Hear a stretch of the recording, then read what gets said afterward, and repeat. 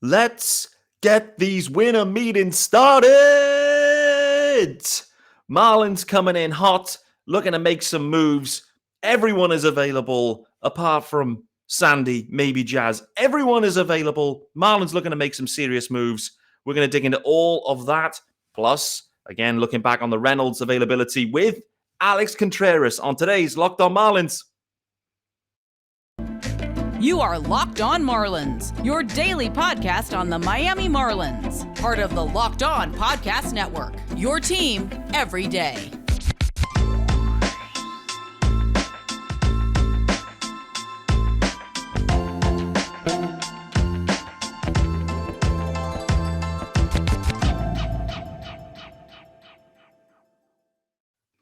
Greetings from England, a joyous England. And welcome to Locked On Marlins. This, of course, is your daily Marlins podcast. I am your host, and yes, English host, Peter Pratt. Hit me up at Miami Marlins _UK. If you are listening to the pod, hit subscribe. If you are wondering, yes, there is a YouTube channel. Head over there if you want to see us.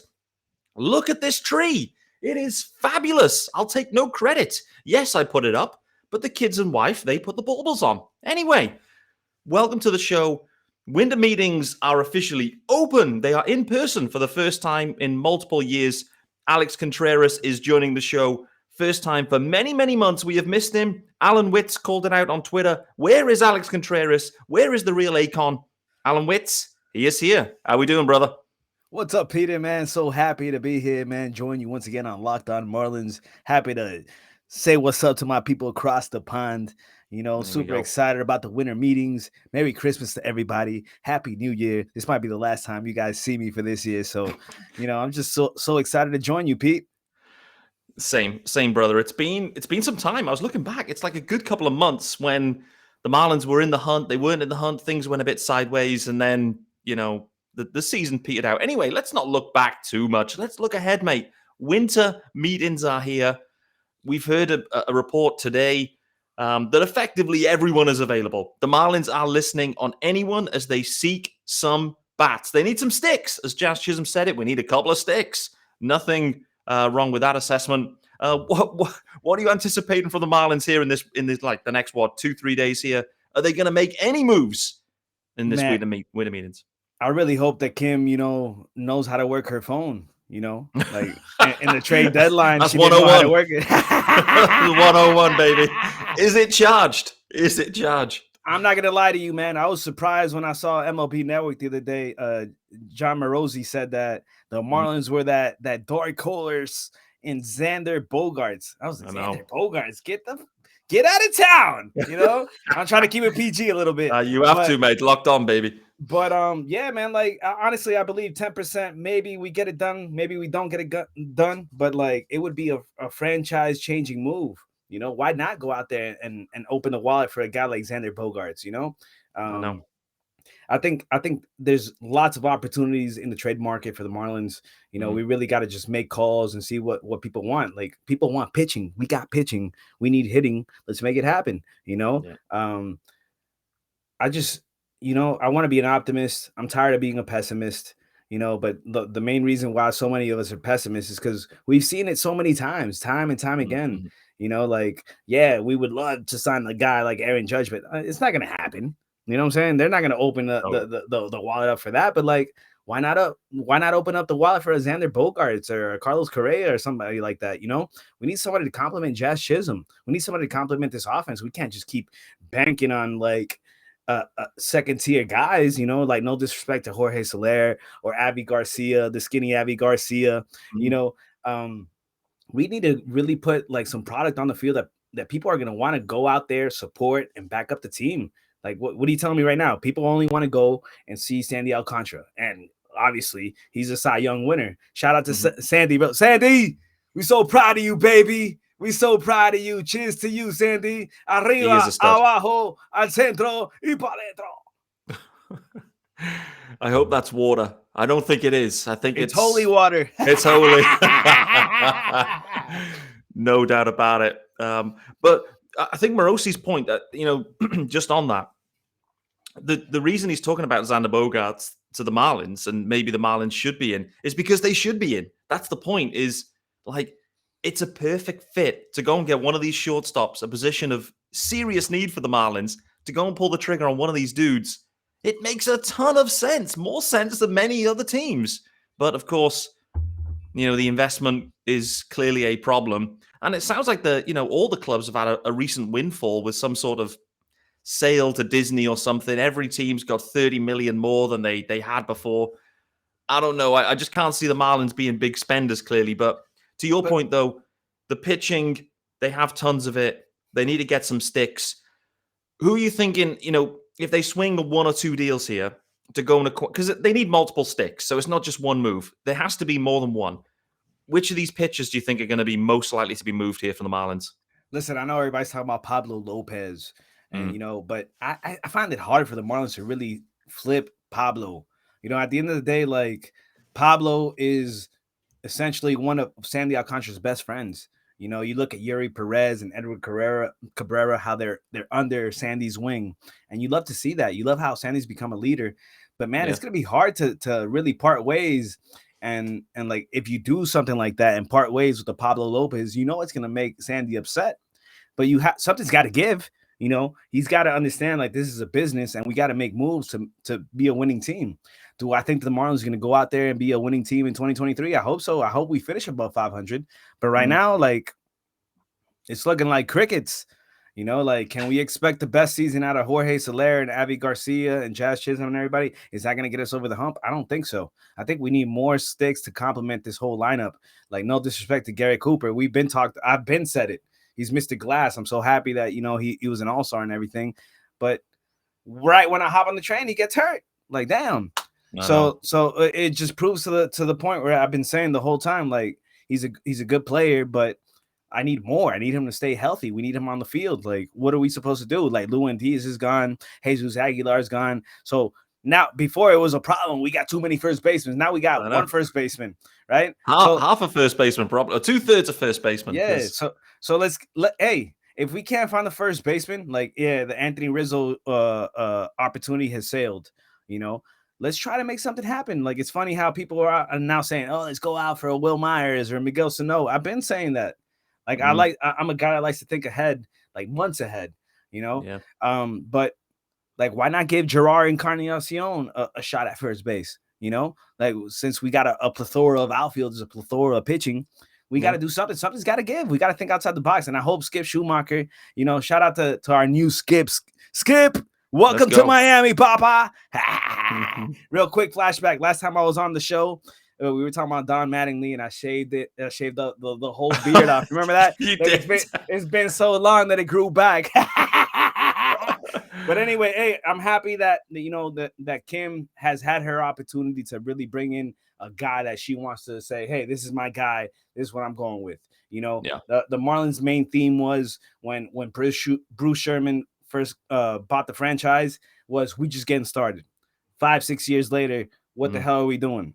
You know what I'm saying? We've been started. So let's go out there. Let's be legitimate contenders. Let's make it happen. Like, it's not going to happen with, like, I can understand trying to save some money and trying to spark a plug with a couple of rookies, but it's a couple of rookies, not the whole roster of rookies, Yeah, man, that's pretty much it. Like, I just want open up the wallet, Bruce. Like, I know you got money. I know you're a millionaire. I know you're not a billionaire. I'm not telling you to go and be the Texas Rangers. Shout out to the Texas Rangers who opened up the wallet. They brought Bruce Bochy. They got Corey Seager last year. They got Jacob deGrom. Is that going to get them at 500? Maybe.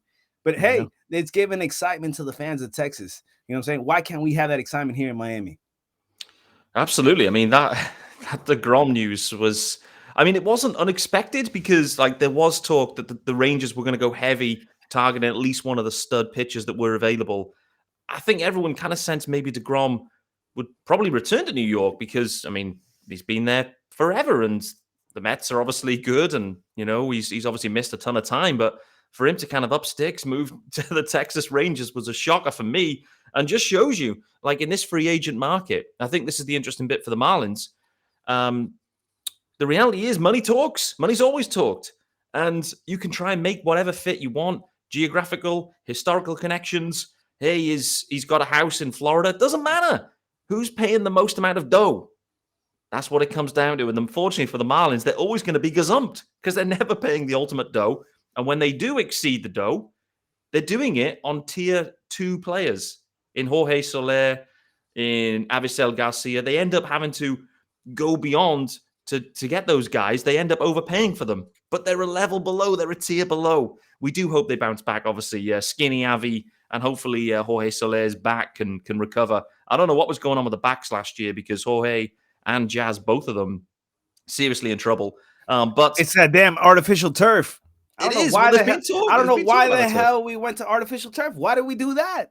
I don't know. Well, it's probably hard, right? I don't know. I mean, you know the climate better than me, but managing grass that's probably difficult, right? The roof's always closed too. Yeah, but I mean, come on, bro. It's better for your players in the long run to play on real grass. Like, why are we doing this artificial shit? Like the NFL players a couple weeks ago were all protesting about let's get rid of artificial turfs, and rightfully so, because a lot of these injuries happen because it's artificial shit. Yeah, it's true though. Artificial turf, straight concrete. Like, I'm not buying that joke about artificial turf is gonna save their careers. BS. Andre Dawson, great player. His career got cut short. Why? Because he played on artificial turf. So, yeah, man. I don't know. Like, I feel like MLB needs to do something about like obligating teams to not play on artificial turf. Like, you telling me they don't have money to put real grass on the outfield? You telling me you don't have money to put like water it down? Come on, bro. Are you kidding me? Is this a minor league team? I mean, come on. Don't answer that. Don't answer that one. Don't answer it. I tell you what, though, before we carry on, it's time to let you know about our good friends over at Bet Online. Our Bet Online good friends, of course, and it is your number one source for sports betting info, stats, news, and analysis. I have England now as the favorites for the World Cup. Maybe Brazil favorites. I don't know. We'll see. You can get all the latest odds, trends for every professional amateur league out there. Football, basketball, soccer, and esports, they've got it all covered. It is always the fastest and easiest way to get your betting fix in. Head to the website today or use your mobile device to learn more. Bet online where the game starts. Absolutely love them graphics. Hey, I'm betting on Brazil. Let's go. You going Brazil? Do it for Pelé, baby. My condolences to that family. He's on his last leg of life. Yeah, a soccer legend. My dog's name is Pelé, so you know what I'm saying. I've always been a lifelong Brazil fan, and I got Brazil versus France. All right, that's the last thing I'm saying about the World Cup. Yeah, listen, I think that's probably the smart money. England France on Saturday will be a blockbuster potentially. France looked dangerous, England looked dangerous, Brazil looked nice too. They could kind of cruise the other side of the draw. So yeah, we'll keep our eyes peeled on that. Naturally, I'll be following along. Well, what are you drinking there anyway? By the way, it looks strong. This podcast is sponsored by Margaritaville Gold Tequila. Love it.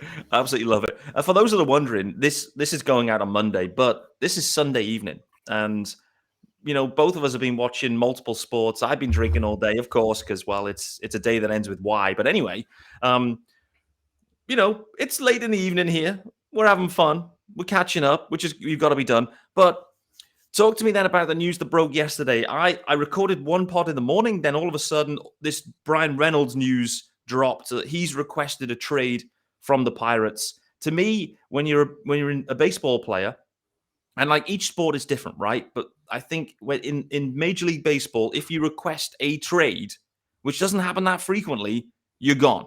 Like that's the end of Bryan Reynolds in Pittsburgh, in my opinion. The Marlins just need to pull the trigger, I think, on Reynolds, right? I mean, what's your take on him? Do you see him? I mean, clearly we see him as a good fit, but can you see the Marlins swinging this deal here and just getting their center field guy locked in? And actually, is he a center fielder? I mean, honestly, I don't see why not. The Marlins can't make this happen. Everybody's on the table minus Yuri Perez. You know, absolutely. Like, I know that we were able to get, Jacob Stallings for Zach Thompson last year. Why can't we offer somebody like Dan Castano or Dax Fulton? I feel like Dax Fulton's a big piece. Yeah, absolutely. It's up to the Marlins to really make this happen. The Marlins have the leverage. The Pirates don't. It's a sad situation when a player publicly comes out and says, "Hey, I'm tired of this. I want out." And like we've seen it as Marlins fans. We saw it happen with JT Realmuto. We saw it happen with Christian Yelich. A plethora of players, and like it's a different situation in the sense like he's not like a Giancarlo Stanton. He doesn't have a $300 million contract. But like when a guy says that he doesn't want to be there, then why are you going to force him to be there? You got to trade him. And like the ultimate move to say F you from the Pirates would be to, hey, ship him to Miami. And who knows what the hell happens. You know, like the Pirates have to think about what can I get? What's the best deal for us to ship Bryan Reynolds? They publicly came out and said, we don't want to trade him. Obviously, you got to do that. Nobody wants to trade a guy like a Christian Yelich or a Mike Stanton or any of those players. JT Realmuto, perfect example. Yeah. Right? JT, we had years of control over him. But when he came and said, hey, yo, I'm sick and tired, like new franchise, welcome to Miami and everything, but can you count? Don't count on me. You know what I'm saying? So, like, if Bryan Reynolds is saying, hey, I don't want to be there, yeah, he's a good clubhouse teammate, whatever. But if a guy doesn't want to be there, like, you got to ship him out. You don't want him to become a cancer. Like, you don't want him to spread negativity. Like, what do you do about the young prospects like a O'Neal Cruz, right? You can say he's the future superstar of the Pirates, but like you don't want him being influenced by Bryan Reynolds. It's like, nah, I'm tired of this BS. You know, I want to get out of here. Like, nah, you don't want that culture in your clubhouse. At the end of the day, are the Pirates going to win the World Series next year? Hell no. Is it going to be another 10 years? Maybe. But like, you want to ship somebody that doesn't want to be there. Why hold somebody hostage when they don't want to be there? And like that being said, like Bryan Reynolds coming out and saying he doesn't want to be a Pirate. Unfortunately for the Pirates, they're losing leverage. Why? Because guys that like teams that wanted to acquire him before that maybe would have gave a top prospect like a Yuri Perez for him. That's not going to happen. That offer's off the table because the guy wants out, and you don't. And like on the Marlins side of it, you don't have to give up a guy like Yuri Perez. That's what I've been arguing this whole time with that Marlin maniac. Shout out to you, Marlin maniac. He's so hurt. I made a little poll, said, is he a flip flopper? Because I feel like sometimes he's Kim, sometimes he's the guy in the Audi car. Maybe it's Kim in the Audi car. Could be. But anyway, like if the Marlins really want to come in and scoop him up, they can because they have a plethora of pitching. You can give up a guy like Dax Fulton. You have the luxury of giving up a guy like Sixto Sanchez. You know what I'm saying? Like, yeah, Sixto's been hurt for a year and a half, 2 years now. I don't know. We saw him in the pandemic. You know what I'm saying? But we don't know what the hell's going to happen with Sixto Sanchez. We don't know what's going to happen with a guy like Dax Fulton or Max Meyer's off the table because he's hurt for this whole year. Like, they're not going to take that. But, like, I'm pretty sure we have a whole list of guys that you can just go down and be like, I want this guy, I want this guy, I want this guy, I want this guy. If you want Bryan Reynolds, we can make it happen. Kim, make sure your phone's not on Do Not Disturb. Make it happen. I mean, is it charged? Yes, it is. Has she checked into the hotel? Yes, she has. They're the things we know. Phone's on. She's in the hotel. Everything's all good. Kim will be ready to wheel and deal. I have no doubt about it. We're getting reports the Marlins are listening effectively on anyone other than Sandy. No problem with that. Hey, shout out to that. Shout out to that. I think this is the first time ever in Marlins history, and I've been a fan for 30 years. Shout out to our 30-year anniversary coming up, that they've said this person is not available. Yeah. And damn, rightfully so. Cy Young winner. I mean, I've spoken about it, I think maybe a couple of weeks back on this pod, you know, probably a Saturday morning rant. But in my opinion, Sandy Alcantara is the most valuable guy based on age, performance, and contract position. Like, I just don't see there's anyone more valuable in the game right now. Yes, you can go, oh, what about Shohei Ohtani or whatever? But, like, again, not to labor the point, Sandy's contract position is just immense. It's immense for the Marlins. It really is. And so the time is now. The time is now to win. Like Sandy's window we got him now. For what was it? $55 million that we signed for? Steal. Steal. Shohei Ohtani just signed for what was it? $40 million for 1 year? We've got 1 year to go, right? So this is it. The Marlins have done the hard work. They have found a stud. They've got an under dollar value contract for the Cy Young, current Cy Young winner. And it's time. What are they going to do in the infield, though, mate? Because for me, this is the other conundrum for the Marlins now. We're talking about the outfield. We're talking about center field. Reynolds, there's other guys out there. But talk to me about the middle infield, mate. What are they going to do with Jazz? Is he sticking at second? What are they doing at shortstop? If they're not going to go free agent splash, What are they going to do? Because they need more production from this middle infield. Because Miggy Rowe, defensively, yes, is fine. And more better than fine. He's very good at shortstop. But the offensive production at his age, it's tailing off, and it is dragging the Marlins offense, I'm afraid. 1,000%. Like Miggy Rowe, he brings a lot of defensive work, like his glove to the table. Like I'm thankful that we have him. But when Miggy Rowe got to this team, he was a utility player, and he was a guy you could plug anywhere. And last year, like you saw him. Don Mattingly plugged him in at first base sometimes because somebody got hurt. He can play first, second, third, short, anything you need him to do. I'm sure if you tell him, Mickey, go wear the catcher's gear, he'll wear it, But like at the end of the day, like pitching and defense wins championships, yes, but we need sticks, Open up the wallet, make something happen. Why did we go and get Jordan Groshans from the Blue Jays? Oh, he's a top hitting shortstop. He was drafted high for the Blue Jays. Bro, call the Blue Jays. Tell them, hey, what do you want for Bo Bichette? You know what I'm saying? Make things happen. Things aren't going to fall on your lap. You got to do something. And Miguel Rojas, he's a good player. I honestly, I think maybe we can trade him. But if we don't trade him, I don't think he deserves to be the starting shortstop. If he is the starting shortstop in 2023, we're cooked. We're not gonna be a 500 team. No disrespect to him. He's great defensively, but we need bats. We need hits. We need home runs. We need run producers. We need guys that score runs. Look, if you look at the WBC, obviously the favorite is DR to win it. Studs on that squad. But baby. If you lay Team not Team USA, I'm sorry, Team Venezuela, Miguel Rojas is slotted in at third base. No. So that's telling you that he has no ego. He's willing to do whatever it takes to help his team win. So let's capitalize on that. You can get a Xander Bogaerts, you can get a Carlos Correa, and I'm not gonna say we're gonna get a Carlos Correa. Forget about it. We got a 10% chance of landing Xander Bogaerts. But let's go out there and make something happen. I told you guys, Jeremy Pena. Let's try to get Jeremy Pena. Boom, World Series MVP. It's crazy. It's crazy. So crazy, it's baby. If you want something, you got to give up something. And that's the logic of it, I know there's 30 teams in the MLB, but you got to try to make some shit happen because you can't just keep sending the same teams to the World Series every year, day in, day out. Open up the wallet. Bruce, please open up the wallet, B. Yep. You're talking about you a Marlins fan, lifelong Marlins fan. That's why you bought the team.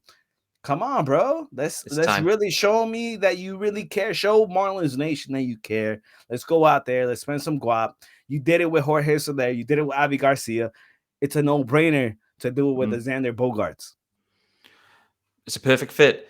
Let me just go back to something I've been thinking about actually today before you mentioned it. The pitching and defense philosophy, let's call it. For me, modern baseball now, pitching and defense, dead. It's dead. Here's what you need. Pitching and offense. Pitching and defense is dead. It's pitching and offense now, baby. You need sticks, and the defense can just be okay. Doesn't matter. You got to score runs. You got to score runs. Pitching and defense as a philosophy is dead. It's old. It's ancient. It's gone. Look at the Phils. They had no defense. World Series. Why? Some pitching and offense. Got to be done, right? Got to be done. I almost said the F word. We're still PG. We're still PG. Well caught, baby. But the Phillies showed you prime example, offense and pitching. On another note, I just want to talk about the Rays, how they're crazy, how they signed Zach Eflin to the biggest contract in their history. Zach Eflin? Zach Eflin? The Rays are cooked now. The Rays are panicking. They're even signing Zach. But also, how wild is it that the Rays, it's the biggest contract they've ever given out for one player. How much is it? For Zach Eflin, though? 3 years, $40 million. A franchise, the biggest contract ever. 3 years, $40 million, the Tampa Bay Rays. That is absolutely, it's a wild stat. I saw that. I was like, wow. They do their own thing, the Rays. They operate in their own way. But boy, oh boy, that is wild. I'm not sure where they're going to go because the Marlins were talking about, it's been reported they were in on Jose Abreu for the first base option. They would have had to been giving, probably a 40, 50 million offer for Abreu if they were serious, which we believe they were serious. So there's some money to spend, mate. That's the point I was thinking was, there is clearly some dough. First base needs addressing. Coop's Coop, expiring deal. Jazz, what's happening? Miggy needs to be moved to a utility spot. What are you doing at third base? Brian Anderson's gone. There's still a lot of questions here. Like, is Wendell and Groshans, is that going to be it? Is it Wendell and LeBlanc? Like, none of that really gets you overly excited at the corners either, does it? I think, we're focused in on center field. We're focused in on shortstop. But really, we also need to be thinking about these corner infield spots too. Like, they need 4 sticks. Do they need more? They need more than 4 sticks. I don't know. Man, it's tough. It's tough. Like, you look at, it's really tough, Pete. Like, I'm not gonna sit here and BS you. Like, it's really tough. They need 4 sticks. we need Jesus Christ.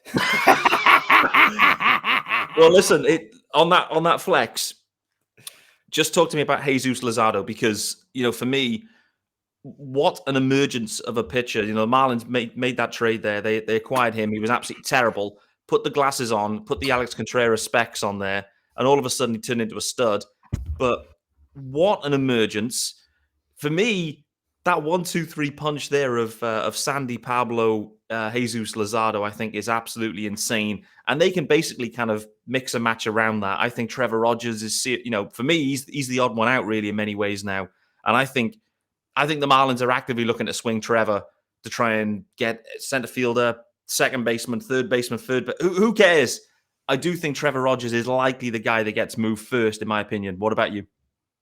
Hey, man, 1,000%. I agree with you. Marlins need 4 sticks. Those 4 sticks: center fielder, third baseman, shortstop, center fielder. Those are the 4 sticks that we need. First base. Yeah. No, we can make it happen. I mean, you got Gerard there. Let's think outside the box. Let's use Gerard at first base. Like, why do you throw in a guy like Gerard? If we threw a guy like Austin Dean at first base, why the hell are we not giving Gerard Encarnacion a shot at first base? Yeah, I didn't get that one. I mean, he'd taken some reps in AAA, but in a lost season when he's on the roster in September, I didn't understand why they didn't give him any reps at all at the major league level at first base when his profile is the right profile for first base. And clearly they were going to move on from Lewin. What did you make about the Lewin decision, by the way? I haven't asked you about that directly. I mean, for me, he underperformed, but like, I don't know. It felt a bit knee-jerk, to be honest with you. What about you? Honestly, I felt like Lewin got the short end of the stick. Yeah, I felt like he didn't get enough reps. Like, we gave enough reps to other people, but we didn't. Like, we gave Lewis Brinson over 1,000 at-bats, but Lewin Diaz didn't get enough at-bats. Like, he had a good glove.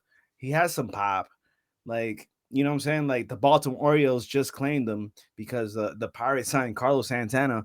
But it's just mind-blowing that, like, I don't know who the hell makes these decisions, but, like, it's like, bro, you don't think Lewin deserved another shot? I think Lewin deserved another shot. I think he deserved like a beginning of the season shot and see what happens till the All-Star break. You know what I'm saying? Like, I felt like they didn't want him here. They didn't like him. Like, why not? I hope that Lewin goes to Baltimore and just tears it up and hits 30 home runs because he deserves it. He's a good guy. He's a good player. He's a good person. But, like, what the hell are the Marlins? Like, I don't know who's in charge. Kim, por favor. Coño, man. Like, what do we do? Like, I know that you're bringing in new people and everything, but damn, you're telling me that, like, shout out to Sergio Romo that got us doing Lewin Diaz. Yeah. But, like, bro, we got a guy that had pop. They loved him in Jacksonville. Jumbo Shrimp. He was hitting power bombs left and right. Bro, you're telling me it's only a matter of time for Lewin Diaz to have this shit click. You know what I'm saying? The stuff click. Sorry about that. We're after hours here. After hours on Locked On. Mate, I'm completely with you. I couldn't agree more on the Lewin Diaz situation. For me, I just found it a bit of a strange situation. The way they treated him felt a bit off. They didn't treat him like they believed in him really at all. They treated him like depth. And in the end, never gave him a shot. Never gave him a shot. You're right. Never. You gave Jesus and Garrett, but you don't give Lewin a shot. What are you, crazy? I know. I'm with you. I absolutely hope he goes and tears it up somewhere, and I think he will. Who's going to be the biggest bounce back candidate in your opinion in 2023? And listen, this list is long. I could pretty much list the whole roster, to be honest with you. But for me, we need a bounce back from Avi Garcia drastically. Jorge Soler, the other one as well, Miggy Rowe. Like if Miggy Rowe's playing, is he a bounce back candidate? Who's going to be the biggest bounce back guy in 23 in your opinion here? It has to be Avisado Garcia. It has to be. Has to You know be. what I'm saying? Like he dropped 20, 30 pounds and he's super looking skinny slim. now. He's looking like, damn, he's worth the money now. Mm. But what the hell happened? He landed in Doral and he just started eating arepas left and right. Like, come on, bro. No, it's Aguilar's fault. Aguilar was feeding him. I would really like to see a bounce back from Avi. I would like to see a bounce back from Jorge Soler. I think like even though they're second tier guys, I would like to see them have a good season. Because even though if we're not competitive enough, we can flip them for something. That's what we need to look out for. You know, Miguel Rojas, once again, I told you, utility player. If we can trade him, let's do it. Let's ship him. The Yankees are talking about getting rid of the second baseman, Gleyber Torres. A lot of people, 50-50. People like Gleyber. People hate Gleyber. Mm-hmm. But who knows what the hell happens here in Miami? Let's go out and try to get Gleyber. Gleyber's available. If he's available, 100%. And I don't have to give up Pablo, let's make it happen. You know what I'm saying? The Yankees are a burning trash can. They're dumpster. They're a dumpster. Yeah. Once they lose Judge, it's over. I don't know what the hell they're gonna do, but it's gonna be years for them to come back. So like I just need the Marlins to really capitalize and be transparent with your fan base. Tell us, hey, we're gonna go for it this year. We're gonna go for it in 5 years, but keep it 1,000, bro. We've been seeing this shit for 30 years. We've been seeing this stuff for 30 years. Edit it out. There you go. There's no editing on Locked On Marlins either. That's the other thing to call out. But hey, I'm with you. The thing is, though, it's been mixed messaging, to be honest with you, because it's at points the vibe you get and what they're putting out there is we're running it back, baby. Like there's a lot of run it back vibes coming from, from Skip and from Kim and whatever, and they can't run it back. Like I know they can say if we were healthy, things would have been better, but this team wasn't doing anything if it was healthy. They weren't making a wild card with this roster, were they? They weren't. I said they were going to win 72 games. Yeah. They short me sold. And even if everybody was healthy, they're going to get 77 wins with this roster. They're not going to do anything better than that. No. We got to get over the hump. We got to look to invest into players. Miami has the chance to really capitalize. We have 30 teams in the league. We have a shared revenue. Why not splurge the money? Mm-hmm. Splurge the money on guys not named Avi Garcia, Jorge Soler. Splurge the money on guys that really deserve it. We got Sandy locked in. We're going to have Pablo. We have years of control over Pablo. I think it's 1 or 2 years left. Let's make it happen, dude. Like, for real. What are you waiting for? Are you waiting to lose Jazz? Are you waiting to lose Sandy? There's a window. That window's getting smaller and smaller and smaller year by year. Let's go out there, make significant moves. Kim, pick up your phone. So what if your minutes go away? But let's ask guys, yo, what do you want for this person? What do you want for that person? And throw guys on the table. The best thing she's ever done, Kim, signed Sandy for 5 years, $55 million, whatever it was, and then saying that Sandy's off the table. Let's go out. Let's get guys. We got Jazz because of Derek Jeter. Derek Jeter wanted him. We gave up Zach Gallen. Zach Gallen's a nice little – he's borderline stud, but he's a good pitcher. Mm-hmm. Let's go out. Let's make something happen, bro. Let's for real. You want the fan base to come and support you? Let's do it. Let's spend some money. Let's bring back the pinstripes, and let's rock out. Let's go. Feels like a pretty simple brief. Spend some dough, supplement the pitching, Hey, BA. Hey, man, you deserve to be paid, but you got fucking hurt every single time. So Yeah, I I know. hope that, I hope that you bounce back. The change of scenery goes good for you. You deserve it. You're a good player. You're a good guy. But we need guys to respond to us. Yeah. I listen, BA, just on him. I actually think he'll wherever he lands. I think he'll have a good year next year. I just you can feel it with BA. He'll land. He just needed a change. Like it was the end of the run. It was the end of the cycle. And to be honest with you, it's fact. Like you could see that with BA too. Like it was coming clearly.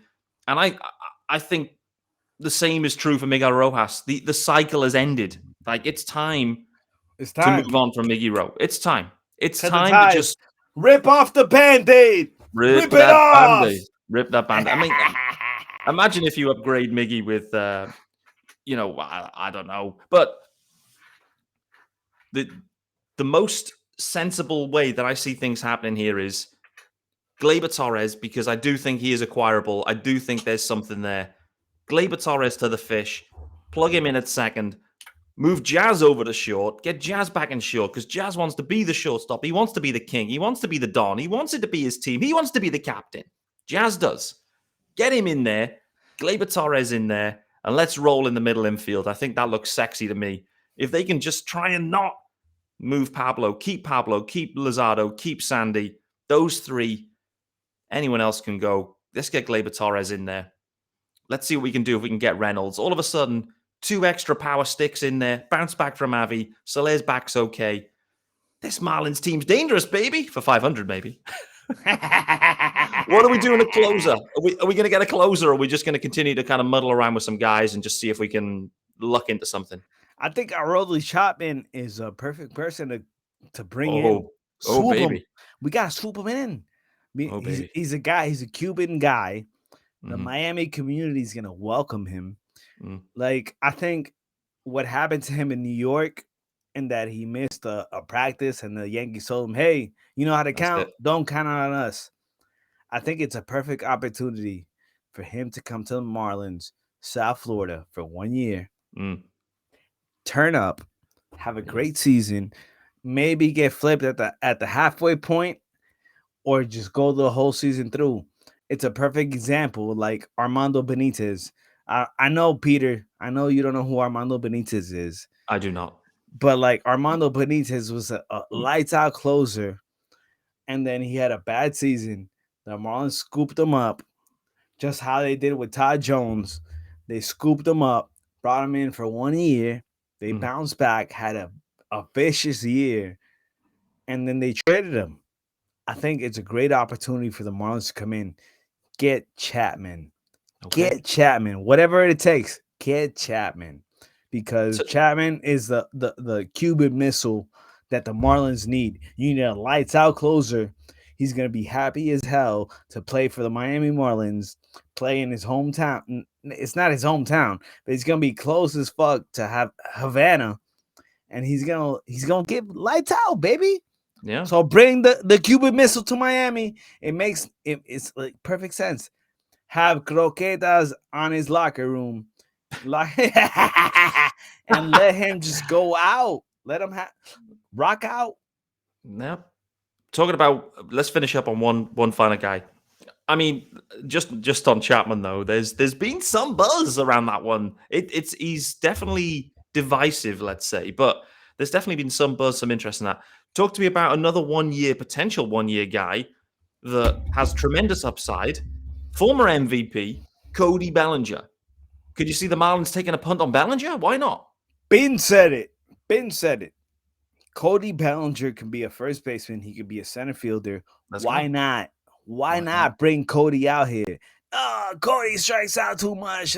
Hey, Cody he had the worst year of his career, but still, he would have been the best fucking player on the Marlins, period. Offensively. You know what I'm saying? Like, so what if the guy smokes weed? Yeah. What? Nobody cares about that. Medicinal. Like, it's for medicinal purposes. Yeah, medicinal purposes. He's just trying to stay happy. He's bipolar. There you go. There you go.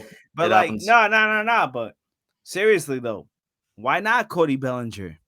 He could play center field. He could play first base. He's a guy that has many many upsides. What's the worst that can happen if you invest into him? Yeah. Oh, he had a bad year.